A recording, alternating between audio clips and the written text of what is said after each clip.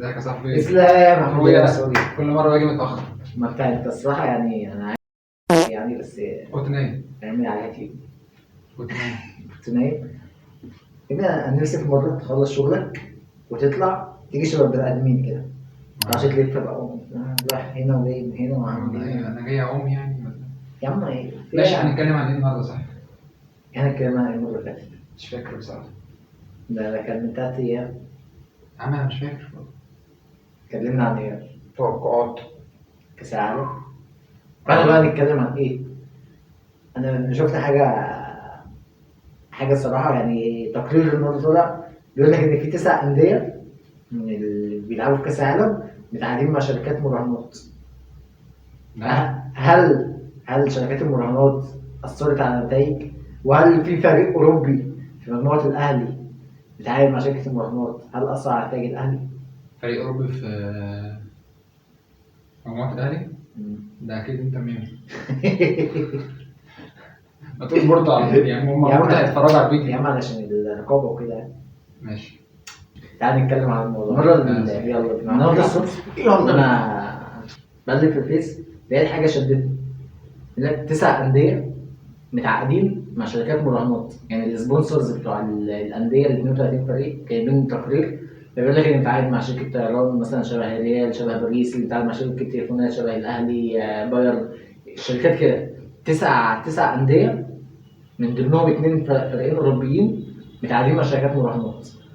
اولهم مفاجاه بالنسبه لي الاربع فرق البرازيليه والفرقتين الارجنتينيتين، الاثنين متعاقدين مع شركات مراهنات. الاربع فرق البرازيليه الاربعه موجودين في دور 16 والفرقتين الارجنتينيتين بره.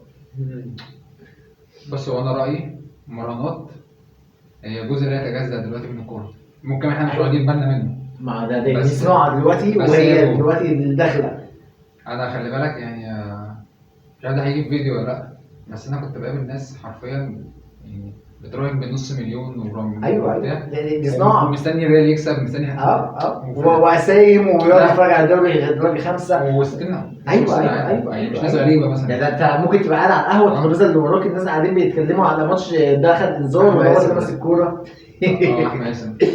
ما علينا، انا بتكلم ان دلوقتي بقت حاجه كبيره. فانا عايز اتكلم في حاجه. هل موضوع الشركات المراهنات ده شايف ان هو اثر على النتائج؟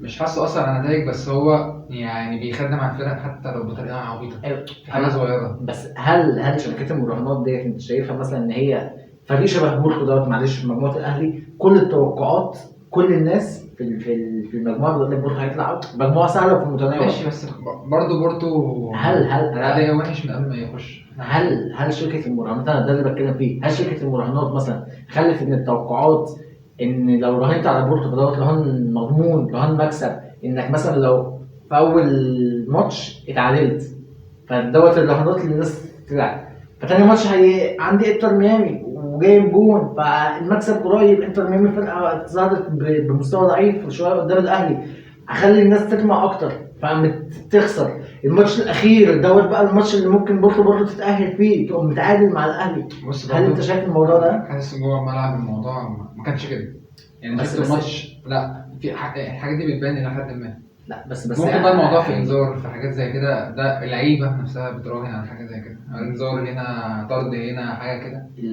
مش حاسه قوي، بس هو جزء، بس مش بدرجه ان هو النتيجه الكامله بتاعت الماتش. بس برضه انا شايفها بطريقه ثانيه الصراحه خالص. على ايه؟ يقول رأيه. يعني انا شايف دي شركه المراهنات شركه تكسب فلوس ايوه بتبقى على النادي ده.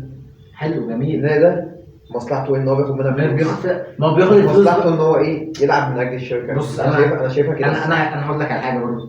مش كل الفرق، بس انا شايفها ايوه بس وبدأ الفرقه مثلا لو شركه المراهنات قالت لي مثلا انت هتخسر نفسك الماتش ده وهتتعادل الماتش ده علشان نجيب فلوس مراهنات اكتر، ما هو انت كل ما الفرقه تبقى عليها توقعات اكتر وكل ما الفرقه يبقى الاسهم بتاعها طالع عالي والناس هتراهن باكتر عشان دوت رهان مضمون، ومن الفرقه مثلا ديت متعادله او خسرانه فهيبقى الناس اللي خسرت فلوسها يعني الشركه هتكسب اكتر. يعني الفرق يعني غبيه لدرجه ان هي تتعاقد معاها وتلعب معاهم او تعمل معاهم. بياخدوا فلوس ده انت خليه حويط شويه حتى. بس دي صناعه ممكن بتكسبهم فلوس اكتر من فلوس البطوله ذات نفسهم اللي هم بيلعبوا عليها. بس هي بصراحه حاجه احنا ما نقدرش نحكم عليها، بس هي جزء. ما بس ده ما شاغلني. نقدرش نلمها ايوه انا اتفاجئت ان الاربع فرق البرازيليه بيتاهلوا والفرقتين الارجنتينيتين بيطلعوا بسيناريوهات برضو عجيبه. يعني بوكا متعادل مع اوكلاند، يعني اوكلاند داخل فيه 16 جول، بوكا مش عارف يحط فيه غير جول.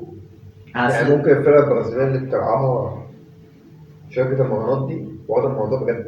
ممكن، ما ده اللي بتكلم فيه بقى. فهل دوت اثر على الفرق شبه بالميراس؟ يعني بالميراس دخلت يعني كسبت تعادلت مع بورتو وتعادلت مع انتر ميامي بعد ما كانت خسرانه برضه 2-0 تعادلت وكسبت الاهلي. ارجع اقول لك برضه الفرق البرازيليه دلوقتي في البيك بتاعها ده يعني هم دلوقتي جوه الموسم. حلو مش في الاوف سيزون او خلصوا او تعبوا او اي حاجه. انت دلوقتي انا عايزك تحط عقلك في عقل الموضوع. انا دلوقتي بلعب ماتش بورتو، فرقه اوروبيه، فرقه عريقه قدام بالميراس، هتراهن على مين؟ بورتو. انا بقى بتكلم في كده. في ناس بالنسبه لها المراهنات دوت ادمان. هو مش بيراهن على مستني مكسب، لا انا مدمن رهان.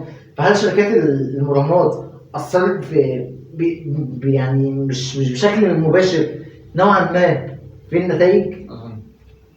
ده رايي برضو، ان انا شايف ان هي اثرت على النتائج، وخصوصا ان مجموعه، انا اتفاجئت برضو بالموضوع ده، انتر، ريفر بليت، مونتيري، الثلاثه متعاقدين مع شركات مراهنات. الثلاث فرق في نفس المجموعه متعاقدين مع شركات مراهنات. بالميراس وبورتو الاثنين متعاقدين مع شركات مراهنات في نفس المجموعه. فانا شايف برضو ان الموضوع دوت بشكل ما او نوعا ما شركات المراهنات بتتكلم بعضيها، دوت يكسب دوت يتعادل دوت يخسر. يعني انا شايفها رايحه للاتجاه ده. هل انت معايا في الراي ده؟ ما كانوا يلعبوا الطياره بدل الحوارات دي كلها. هي صناعه بقى كده، صناعه في حدث مهم شبه ده. بص يعني حتى الله بيننا وبين المراهنات يا عم الحمد لله، ربنا يعافينا ويعافي كل واحد. والمراهنات غلط ومحدش يراهن طبعا، ان الموضوع اساسا مش بيكسب ومالوش اي 30 لازمه، وغير ان هو حرام يعني وبيخرب بيوت كتيره. نرجع لموضوعنا، نخش في الكوره. انا عايز نرجع لموضوعنا بس. هل نخش في الكوره عشان نص ساعه؟ انت شايف ان صناعه الكوره رايحه لموضوع، سيبك من دلوقتي، رايحه الموضوع؟ لا مش للدرجه يعني مش الكوره هتبدا الكوره صح. وانت لا رايك بقى في الموضوع؟ شايف عادي شركه المهارات ما اثرتش في النتائج؟ انا مش شايفها اثرت. هي تاثر لا، بس الكوره هتبدا الكوره هيفضلوا راح بالند واللعيبه كلها نازله تاكل الملعب. جميل، احنا بنشوف ده بعيننا. جميل حتى لو هو في تلاعب بس احنا شايفين، يعني احنا على الاقل مصدقين لغايه لما يبان بقى شبه WWE كده ان هو كل سكريبت. WWE بقى ده ربنا. تمام. هو ده بس الموضوع اللي كان شاغل بالي يعني من الصبح، يعني كنت حابب اتكلم فيه. الف سلام عليكم. اسلام كان حابب يتكلم في موضوع ان في كلاب نزلت بكروكس. يا ابني النجيله ولا حاجه، بس انا جربت الحوار ده. انا عايز اقول لك على حاجه. والله انا جربت الحوار ده. انا كنت بلعب في ملعب رمله، ولما كنا بنلعب في عز الشمس الكوتش بيولع وانا واقف في الاستاد. فما بالك انك بيلعبوا بنفس الطريقه دي، بيلبسوا كلاب الكروكس ده. شفت الموضوع اساسا دكه البايرن ما استحملوش. ماتش بنفيكا كانوا لا دورتموند كانوا قاعدين في غرفه الملابس ده كمان. معلش لا بس انا فاكر ان هي البايرن مش دورتموند. لا ده قاعدين بيتفرجوا على الماتش من جوه، مش قادرين يطلعوا بره، قاعدين في التكييف جوه. اللعيبه نازله تلعب جوه، لو هو دايما مش عايز انزل. توماس مولر طلع بتصريح قال لك انا عندي 36 سنه وقاعد بلعب عادي، يعني المفروض الناس ديت يبقوا اصغر مني ويستحملوا الموضوع ده. صعب. لا مولر ده بايخ برضه. ايوه لا مش عشان جاب فيكوا جوان يعني في 8-2 يعني في ايه يا عم، دي حقيقه. بس عموما يعني عموما نرجع. ايوه عموما يعني ده عبط برضه. مش ايوه الجو حر وكل حاجه، بس انتوا بتاخدوا ملايين. ماشي، بس دي لعيبه بقى اوروبيين بقى متعودين بقى على اجواء اوروبيه. اوروبا. كنت حابب تتكلم عن حاجه انت كمان في كاس العالم ده؟ مش شايف اي حاجه؟ موضوع كده. لا انا بتكلم الموضوع عامه عن كاس العالم. عايز تتكلم عن حاجه في كاس العالم؟ مفيش حاجه شدتك، حاجه لفتت انتباهك؟ مفيش اي حاجه خالص؟ هي بس النظام ده احسن من النظام القديم بكتير قوي قوي. عايز بس في ماتشات حلوه يعني يا رب الزمالك يوصل يعني يا رب. لا بجد يعني الاهلي ده كان بيكسب اوكلاند سيتي اللي كسب 10 ولا كان ثالث العالم. بص يا باشا الفرق دلوقتي هنيجي دلوقتي الموضوع الاهلي، بس انا بتكلم عن البطوله عموما. انت بتقول لي وحق؟ ما شخصناش. بقول لي وحق ما شخصن. يا عم ضحى. ايوه دلوقتي دلوقتي هتقول لي انا ضحى بس اول ماشي. بس خلاص بقى نيجي الموضوع لسه معقول اول سنه. خلاص ما لسه معمول اول افكرك لما الزمالك يوصل لها البطوله دي البطوله دي هتتلغى شباب وقتها افكرك بالموضوع ده. نيجي بقى ايه للاهلي ونتكلم بقى عن الاهلي، بس ايه اختصارا يعني دلوقتي احنا مش عايزين نتكلم عن الاهلي ناخد فيه موضوع كتير. تمثيل مشرف. بص هو كده اول ماتشين تمثيل زي الزفت زي الخرا ملوش اي لازمه تمثيل مشرف. لا حرام، اول ماتش مش زي تاني ماتش. يعني يا عم اول ماتش ايه يا عم، كابتن الفريق مش عايز يسيب ضربه الجزاء. يا ابني انت متخيل ضربه الجزاء دي كان ممكن تصعدنا؟ ضربه الجزاء دي انا بحكم على الفرقه، على لاعب ولا اتنين ولا على فرقه توتال عادي يا عم. انا بتكلم الفرقه توتال كانت زباله في الماتش التاني، بس لو كان واحد ولا اتنين فهو ده اللي وقع الماتش الاولاني، لكن احنا لعبنا في الماتش الاولاني. بص يا باشا ده اللي انا شايفه. انا شايف مش احسن حاجه، بس أيوة. مش اللي هو زي تاني ماتش احنا ما جيناش. تاني ماتش انت ما رحتش. احنا ما جيناش. تاني ماتش انت ما رحتش، والشوط التاني بتاع اول ماتش انت ما رحتش. يعني انت حضرت اول ماتش اول شوط في اول ماتش قدام انتر ميامي، واخر ماتش بتاع بورتو. والشوط الاول في الماتش ولا غصب عنه. لا بس برضه يعني عادي حلو بصراحه، يعني كان شغالوه عادي. الشوط الاول بس لا العادي.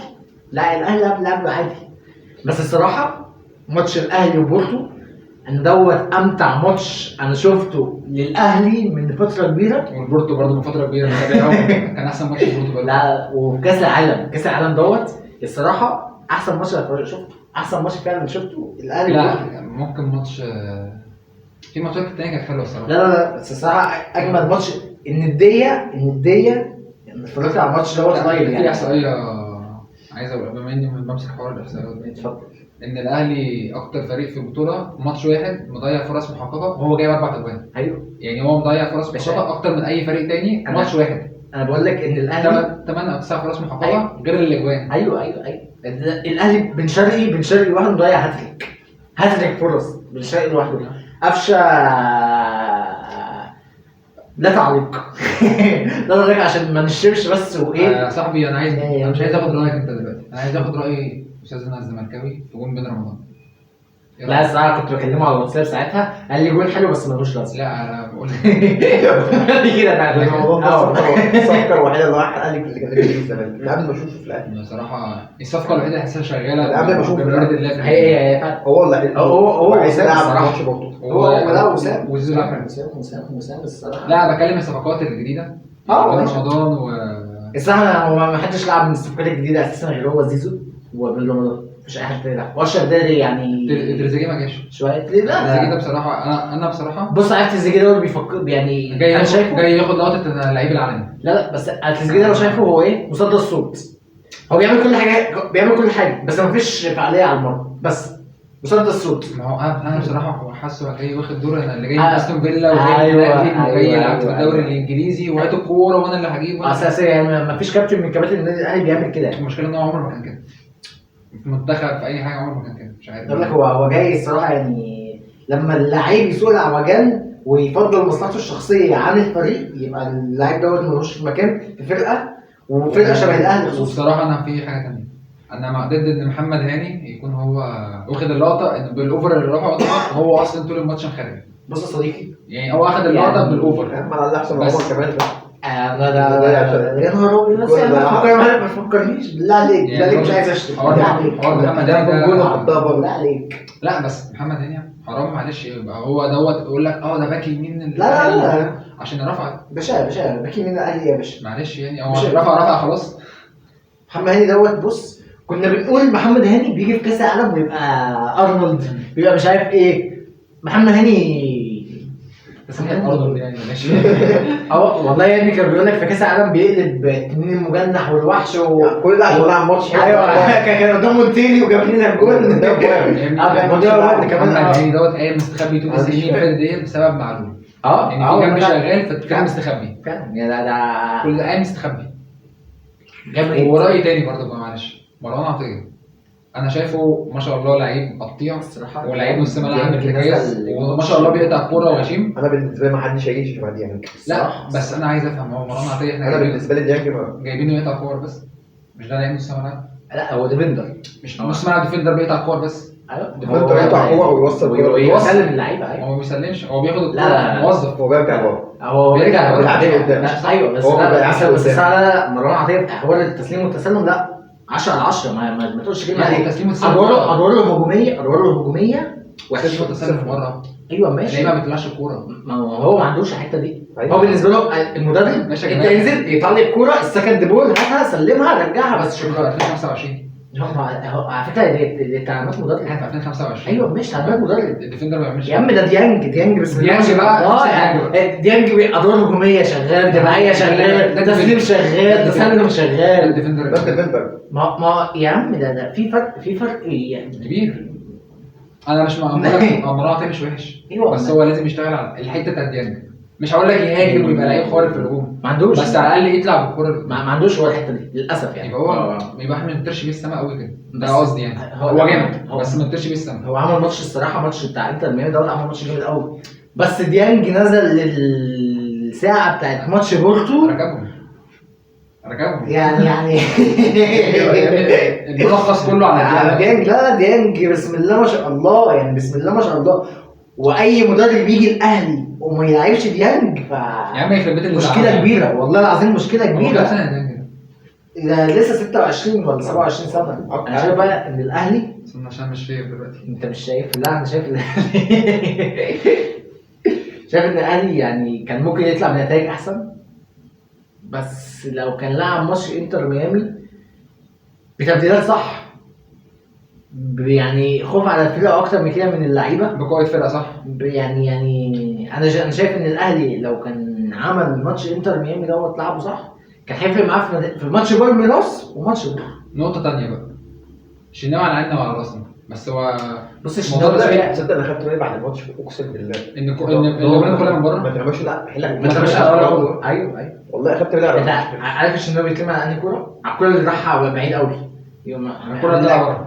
يعمل لك حته كده ولا كده. مشكله كبيره خلي بالك. والله انا شفتها على الماتش كده خدت بالي. ايوه. شفت جوان يا ريت. ما ترماش على ولا كوره. صاحبي الشناوي كده من السنه اللي فاتت، الشناوي كده من السنه اللي فاتت. الشناوي قائد ولعيب وجول كيبر عالمي وفي ماتش انت بس شالنا وكل بس حاجه. معلش يعني جماعة. شوبير حرام شوبير بقى عنده 26 سنه. انا عايز ما تشيلش الشناوي عشان لو جه استضافه معانا. حبيبي يا شناوي. يا عم الشناوي لما نوصل يبقى خلاص اعتزل يا عم عادي يا عم. بس بصراحه يعني لغز كبير على الشناوي، لغز كبير على محمد هاني، على عمر كمال، على قفشه، على الشحات. واحد زي كهربا ده كان ينفع. كهرباء. احنا بس كده احنا كده بقى بنعبط. واحنا خلاص كده طيبه قوي كده النهارده الصراحه. انا عايز اروح هناك. انا قلت له انت مش السبب، جاي من بره جاي متاخر على الساعه ما 1. كملتش هات الشحن يا اسلام. انا كنت من ساعه. كده يبقى وصلنا لاخر حلقتنا النهارده الحمد لله. دوت كان راينا عن شركه المراهنات، كان راينا عن الاهلي باختصار، وان شاء الله هنتكلم عن الاهلي باستفاضه اكتر ان شاء الله. احنا على بقى.